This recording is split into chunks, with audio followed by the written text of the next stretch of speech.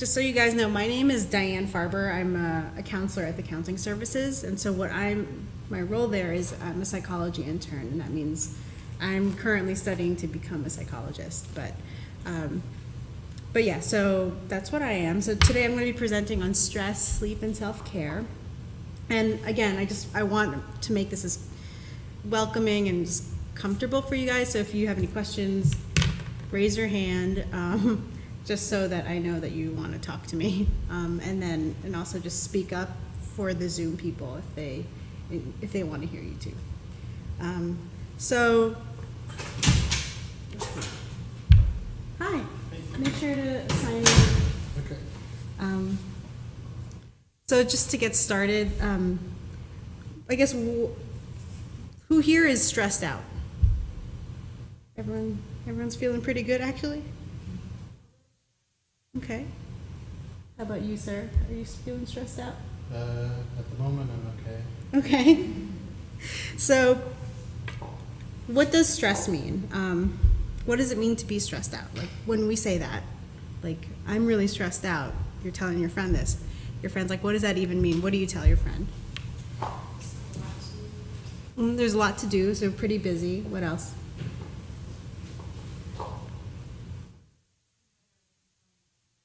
Yeah, lots of things going on, lots of juggling things, feeling overwhelmed. That's a pretty good succinct description of that. It is feeling like you've got a lot to do, feeling overwhelmed. And there tends to be this negative vibe to it. There's a negative connotation. So there is this feel that like all stress is bad, right? But that's a misconception because stress is technically just like a reaction to demands. So stress, so it can be good reactions like, taking a break, doing something physical, reaching out to someone you care about, or it could be a bad reaction like, overspending, chain smoking, engaging in kind of maladaptive behaviors like cutting. So it's also caused by both positive and negative life events. So what do I mean by negative life events? Like, what are some negative life events that have happened to you guys that you're willing to share? Negative life events? Yeah, death in the family. That's a really good example. My examples were like having a lot of work to do, getting a bad grade, getting fired. But it could be also positive life events. So what's an example of a positive life event? That's right, getting a new job. What else? Yep, that's what I have here. Ding, ding, ding. Yeah, getting married is a little bit of both. I just had a baby, so that's both very positive and actually negative's not too bad, but like it can be really stressful too. So it can be both. The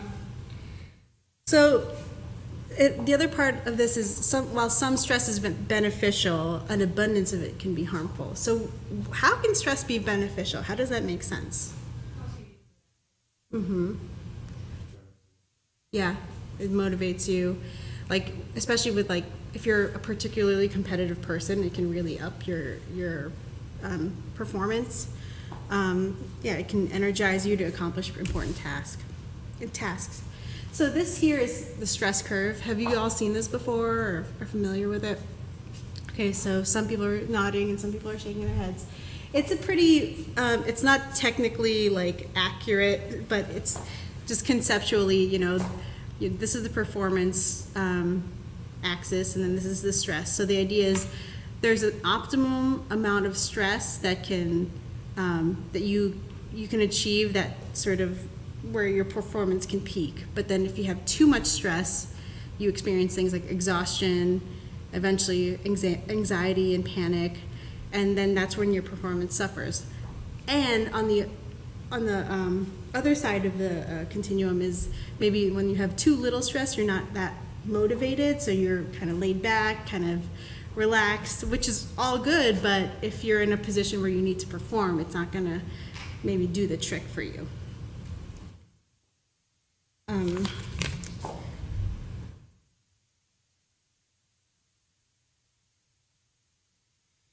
Okay, so how do we know when we're stressed out? What do we notice when we're stressed out? You bite your nails? Hard to think. So like difficult to focus and concentrate. Okay. Great. So yeah, these are some symptoms of that. So biting the nails, I would say, is a physical symptom. But like internally, you're feeling upset stomachs, headaches, sweating. Emotionally, you might be snapping at people. You might be feeling like kind of you're crying all the time and you're not sure why. Poor concentration, which is what you mentioned for cognitive stuff. Indecisiveness, I know, like that's something I trip over all the time. Is like, and that's a great signal for me. Is actually like, man, Diane, you can't make a decision about anything. So that must mean that there's something going on that's affecting the way you're thinking right now or the way you're making these decisions. And then for behavioral stuff, oh yeah, so biting your nails is probably behavioral stuff. Conflicts, changes in eating, increased substance use. So, so we know what stress looks like. So now how do we keep it from getting out of hand? So this slide is all about when we're well, like when we are well, we feel well. So in terms of healthy behaviors that you guys engage in, what are some of those? Exercising? Okay. What else? Yeah, meditation. Eating healthy foods is up here, and I'm notorious for I don't like eating healthy foods, but I do notice that my energy is more sustained throughout the day if I have like an apple for breakfast compared to like, you know, a chocolate croissant for breakfast. I just feel more alert and I feel more like I can last throughout the day.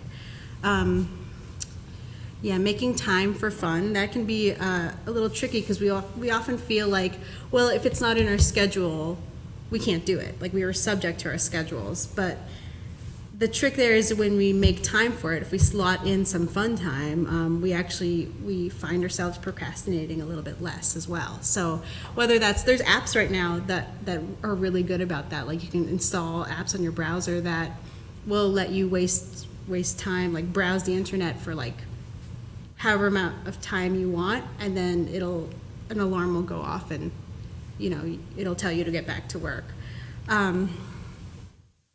So let's see, using your resources. So talking to people about what is bothering you, that's a really important one. Because, you know, sometimes we don't know for ourselves when we're feeling stressed out. And so we've got friends, we've got family members who can really point that out for you and point you in the right direction of who you can talk to about stuff like that. Practice mindfulness, and you touched a little bit on meditation. So can you tell us a little bit about like what your experiences with meditation is? Mostly just quiet space and then just focus. Yeah, that's pretty much it. Like, and it seems like pretty simple, but it's that idea of focusing on something, but also engaging in that, being in the present moment and not being in your thoughts and not being in the future or not being in the past.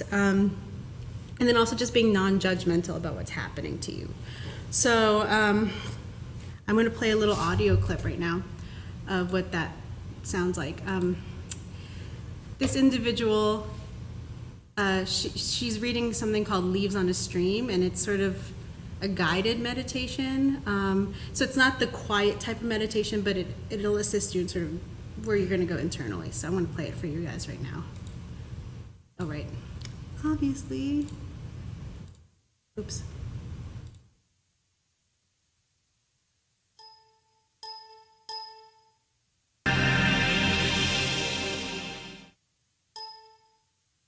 Start by taking some deep breaths, Sorry.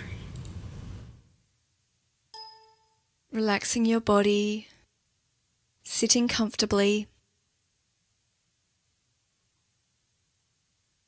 Now visualizing that you're sitting on the bank of a gently flowing creek. You can close your eyes if you want, or just stare off into space. That's usually how meditation works. Hearing the trickling sounds of the water as it cascades over the rocks, effortlessly making its way on its journey.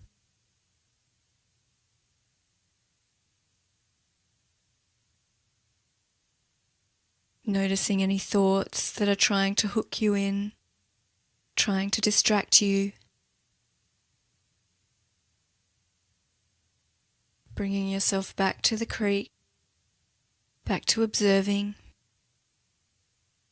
You notice next to you is a small pile of autumn leaves. Pick up one of the leaves and hold it out in front of you. Next time you notice a thought hooking you in, just place that thought on a leaf and send the leaf sailing down the stream.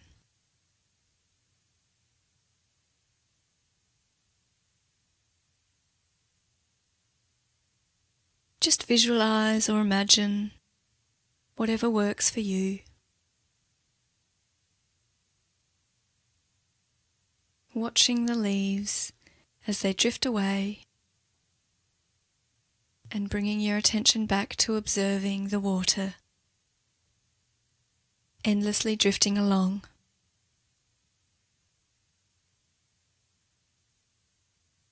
No need to worry about anything, just effortlessly observing the creek.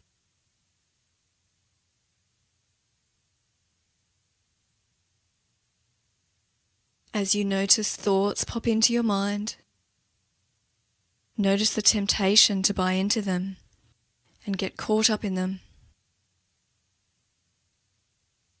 Instead, softly stay in that space of observation and place the thought on a leaf and send it sailing away. Now it is time to observe your thoughts, not to engage with them.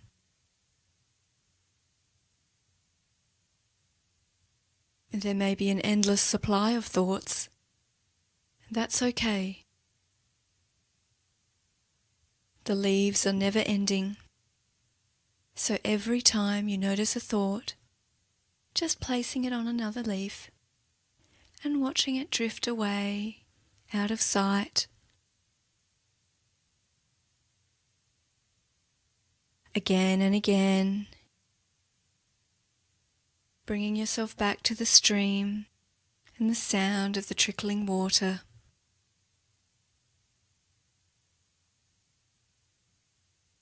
As you watch the stream, you also allow yourself to watch your mind and choose to observe your thoughts rather than becoming them.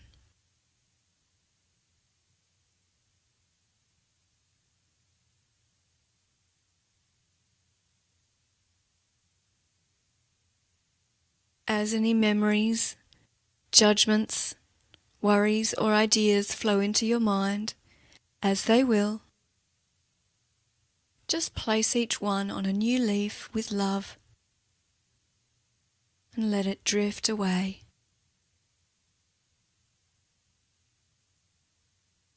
By observing your thoughts, you become pure awareness. By letting go of the struggle with your thoughts, you become peaceful.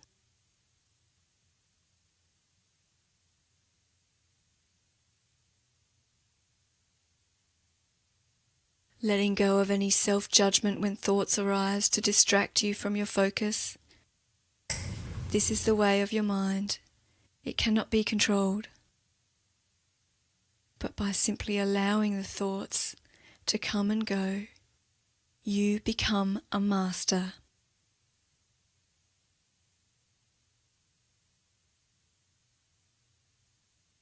Even if you are constantly sending thought after thought off down the stream, you are perfecting the art of observing and allowing.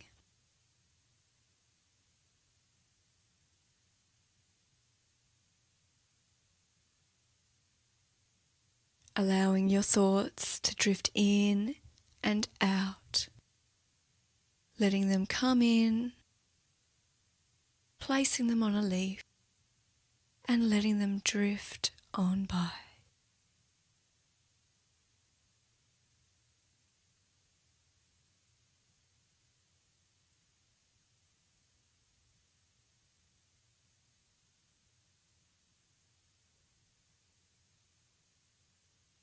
Peacefully observing.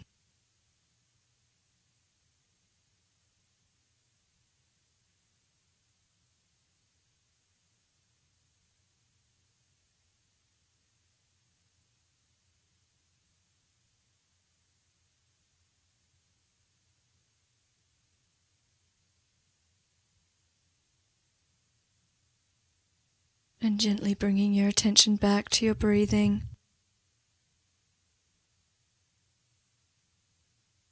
Focusing on the breath.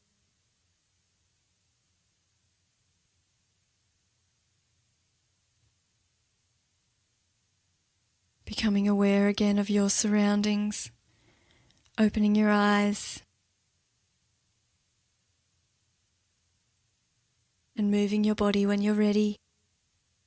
Bringing yourself back to this practice whenever you find the time.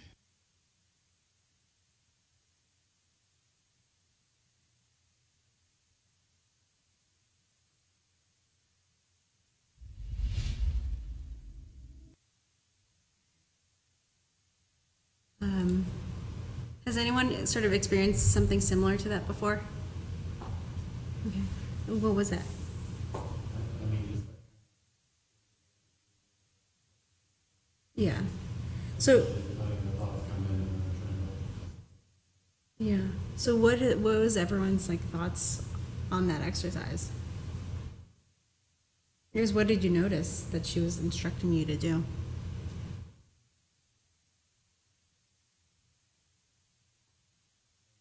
It's like you're using your brain power to visualize something rather than. Yeah, yeah. And I think that's right. Like, she said something like, her language is, it's a little hard to connect with sometimes, but she says, like, you become the master of your thoughts when you learn to let them go. And it's kind of paradoxical, but it's that idea of, your brain's just naturally going to come up with lots and lots of things for you to latch onto, lots of thoughts, lots of stressful feelings and memories and ideas. But a way to manage a lot of those stressful things is to, I guess, like, to be aware of, like, that they're thoughts, and you can decide for yourself whether you can let them go or keep them, but it's all up to you. So I think that's what she means when she says, like, you become the master of that, because, it's not about you have to let each of them go. That's pretty stressful too. It's like you to have to live by a certain rule, but it's up to you whether you can let it go or whether you want to hang on to it. So that's the idea of mindfulness. It's just, and the beauty of this is you can do it anywhere. You can pull it up on YouTube. You can shut off the lights in your room, just like be alone with yourself. And the breathing is that idea of grounding yourself and making sure you're staying present and in tune to your feelings. So like I was saying, like, the beauty of it is when you practice it, you actually get better at it. Like, for a while, like there was one time when I ended up doing yoga like every single day.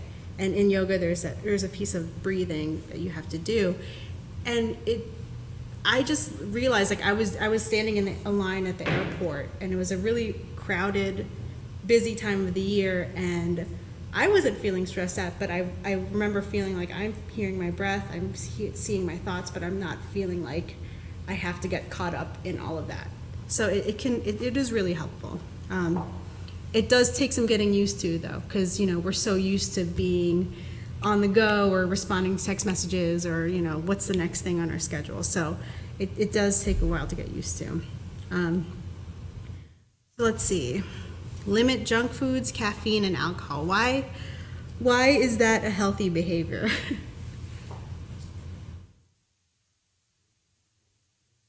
I'm sorry? They're all unhealthy habits.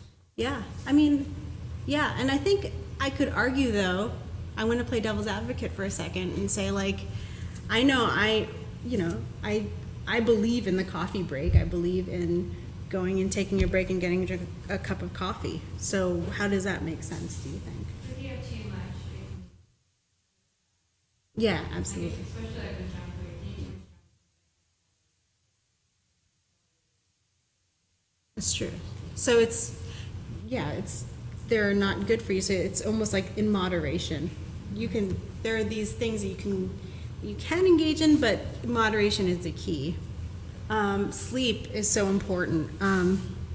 So between you guys here, I want to see a show of hands. Who here has been getting, like on average, not including spring break, just on average during the semester, who gets more than 8 hours of sleep at night? Wow. Okay, who gets 7 hours? Okay. Who gets 6 hours? Okay. Yeah, the average amount of sleep is 6 to 7 hours. And actually, I mean, I'm in your camp. Like, before I had the baby, I tried to sleep like 8 hours a night. But according to research at Brown University, about 11% of students report good sleep, and 73% report sleep problems. So sleep is important. Like it helps you function, it helps you think, it helps you just regulate lots of healthy things that are going on in your body. What else did I want to say about that? So when they say sleep problems, what can you imagine is going on for these students that they're having problems with in terms of sleep? Anxieties, yeah. Or even just like, sometimes you don't consider them problems, but like, it takes me an hour to fall asleep at night. That can be a problem. or waking up. Waking up in the middle of the night, yeah. Or waking up in the middle of the night and not being able to fall back asleep after you wake up in the middle of the night. And those can all be tied to anxiety, for sure. Let's see. So, these are the ways that we can help ourselves with sleep. And obviously, they give you an average here.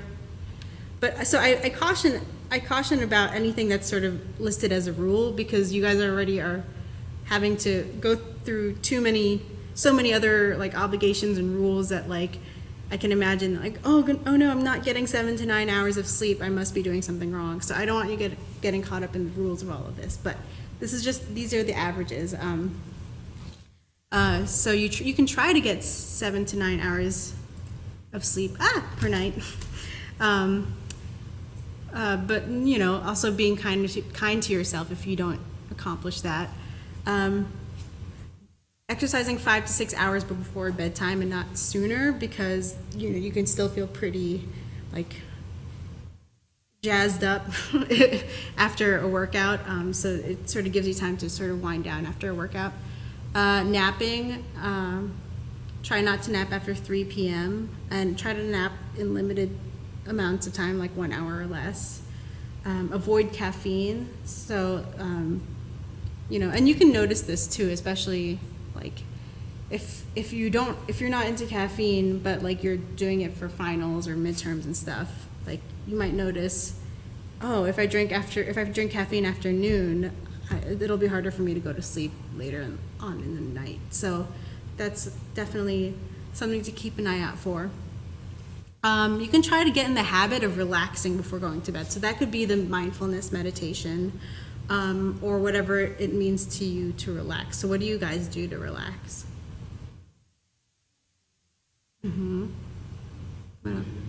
Video games. There you go, walking your dog.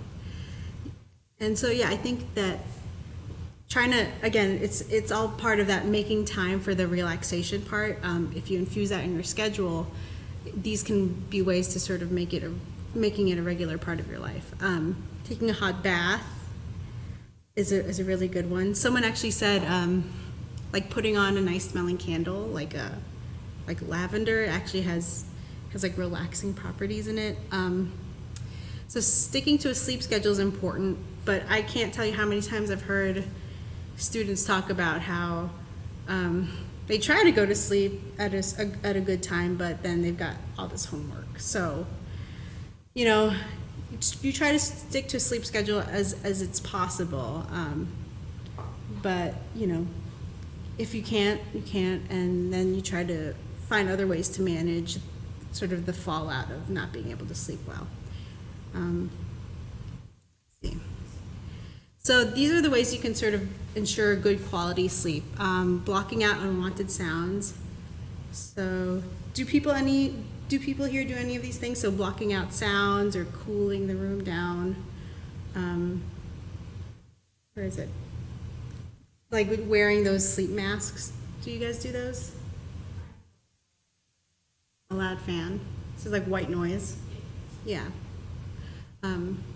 We have these blackout shades in our apartment because, like, that's, you know, it really does make a huge difference. Yeah, a cool room for some reason, like, that really also helps facilitate good sleep. And so the tricky part about watching TV before going to bed is it's got to be sort of a certain amount of time before bed because the type of light, blue light, can impact the sleep quality. So I'll admit to this, like before I go to sleep, I'll check my email on my phone. And I try to limit that as much as possible because obviously I'm going to do what I want to do because it's my life, but I'm aware that blue light is kind of not good for helping out with the sleep. So limiting that as well. Does it have to have for computers that I've used for a while that will, at a certain time of the night, will turn on blue Really? flux? Flux. Oh yeah, I heard about that. Is it just for Mac I computers? think I use it on PC. I don't know if that Oh, cool. That's really cool. one. I would try that, yeah. So these are the signs that you might be sleep deprived. If you need the snooze button. If you have a hard time getting up in the morning or feeling sluggish in the afternoon, getting sleepy in class, feeling drowsy while you're driving, falling asleep like the instant your head hits the pillow, or falling asleep while you're watching TV or doing something relaxing. So these are all signs of sleep deprivation. And I guess I keep sharing about my experiences because this is so salient for me, but I'm sleep deprived like crazy right now. And I was thinking about like, okay, well, how can I talk about sleep if I'm also sleep deprived and I'm not engaging in these healthy sleep behaviors? And I think the trick is I'm asking for help at the same time. So, you know, I try to get the sleep that I need, and if I can't and I have to go through every day, you know, what are the other ways I can manage my stress? Well, I let coworkers know I'm tired, and maybe they'll sort of allow for maybe be more understanding about that. I can ask my husband for help if I just need a nap and he can watch the baby for a little bit. So there are different ways to help manage your stress. So it's not like, you know, you're kind of out of luck if you're experiencing these things. There are options for that. So these are the effects of sleep deprivation. You're just you don't have a lot of energy, you're not really motivated. If you're in a major that requires some creativity, that might limit your functioning in your classes.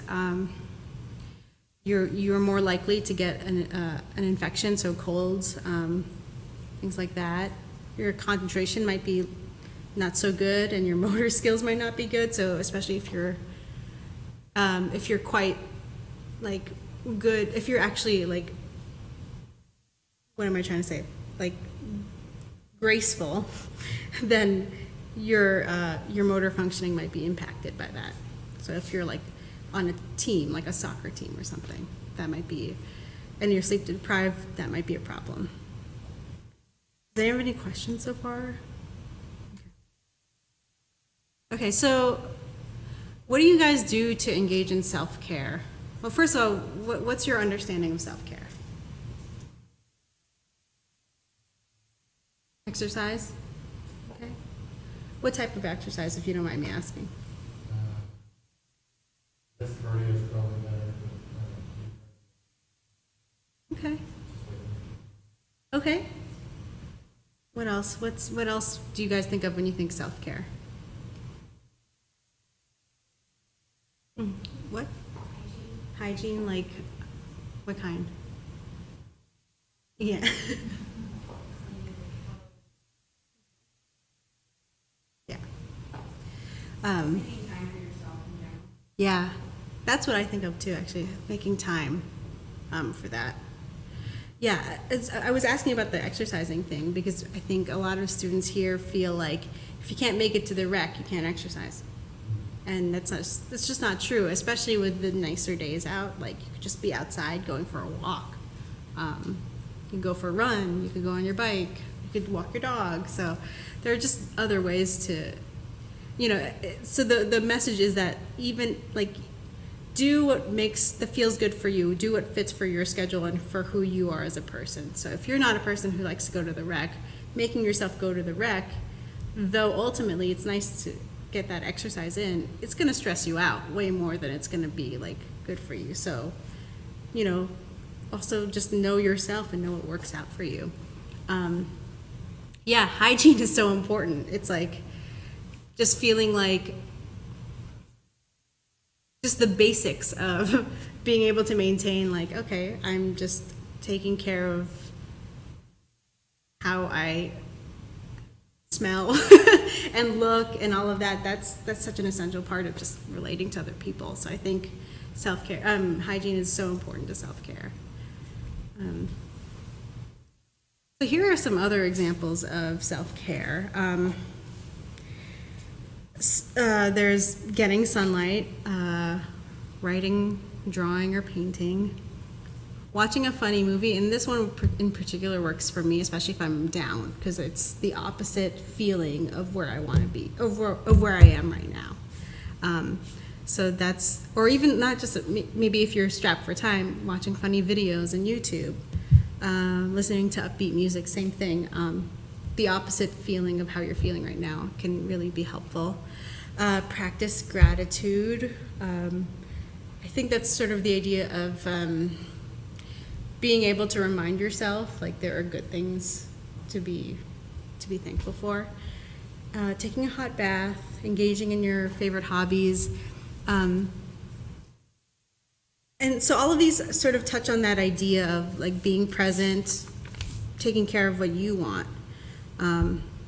So what do you guys do for self-care now that you see this, like sort of just the fun things that you can do for yourself, in addition to exercising, engaging in hygiene, making that time? What do you do in that time?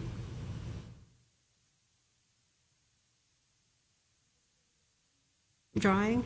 That's nice.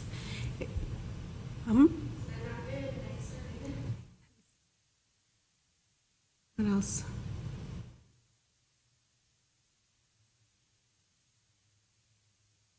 Yeah, I I love watching kitten videos on YouTube. I can't even help it. Like, and I don't know. I just feel good afterwards. So it doesn't have to be mind blowing. It doesn't have to be this like revelation of like a great activity.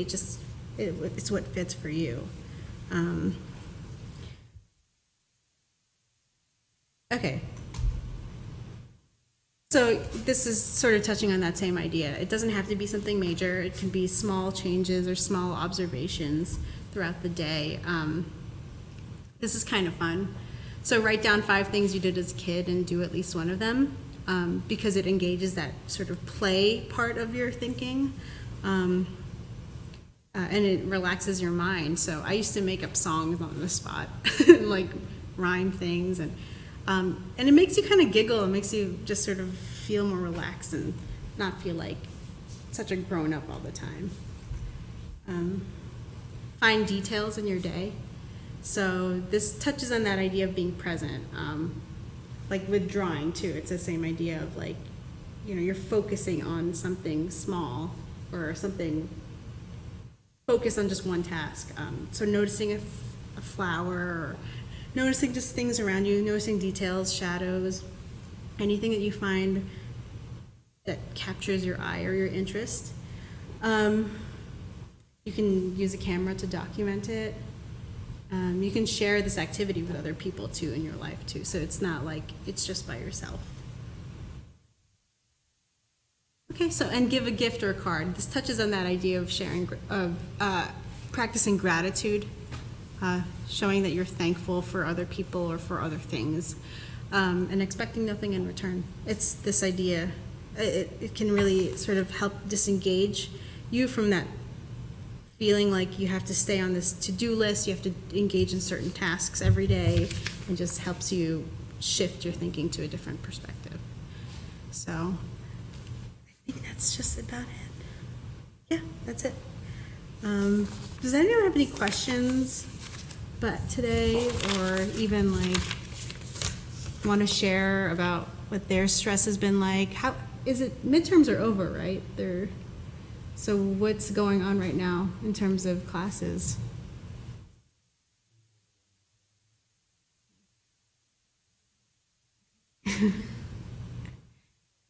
What's been going on in terms of classes right now? Okay. So you're anticipating that it's gonna get, that the heat's gonna get turned up a little bit. What do you mean full-time? You mean, like, what do you mean? I work full-time. Oh, okay. Oh, okay. You too. Okay. Yeah, we're trying the same thing. Yeah. Oh, cool. I'm thinking, Yeah. Well, I mean, it can be pretty stressful for faculty and staff here too. So I know that for me as a staff member, we had this nice break during spring break of just catching up on things. And so for us, it feels like a big push before the end of the semester as well. But yeah, so I think it would be really important to just take the time to engage in that self-care and that, you know, making sure that you make time for you in addition to all the things that, obligations and responsibilities that you guys have, so. I don't really know what the answer to this might be, but do you have any acute, What do you mean by acute stress? like a really bad day and a really bad customer? Things that I could do while, you know, that's happening, while I have to be talking to someone. Like in the I moment? can't excuse myself. Yeah. Oh, wait, that's a good point. Because there are certain situations you just can't escape from. I have to get through it, and I mean, I need to be professional and, you know, all that stuff. So. Well, I think there is something to be said for, like, when you practice that mindfulness, it's that idea of, like, I don't have to engage in this. Like, I just have to get through the next 5 minutes. I don't have to, they don't have to love me. They don't have to be my best friend. I just have to get through the next 5 minutes. So, I guess making that the goal rather than thinking about yeah, right. And not putting all that on you, you know? Like, sometimes when you've got a difficult person in front of you, that's their stuff, and you've got your stuff, and they try to make their stuff your stuff, and you can say, I don't have to take that. Yeah. What else? Yeah, I mean, I was gonna say you can walk away from the Yeah. situation, but if you can't, you can't.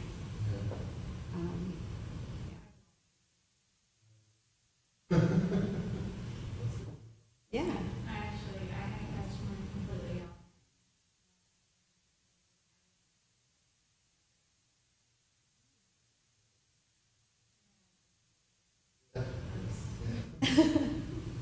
Yeah, so there's also like that weighing out of the consequences. What would be the worst thing that could happen if I just didn't engage in this person? But, you know, practicing that mindfulness, I was saying, is like, when you practice it enough, it becomes second nature. And even if you've got someone yelling in your face, if you can sort of go in and go, okay, I don't, you know, send them down the stream, like, in your mind, then, you know, yeah. Any other questions?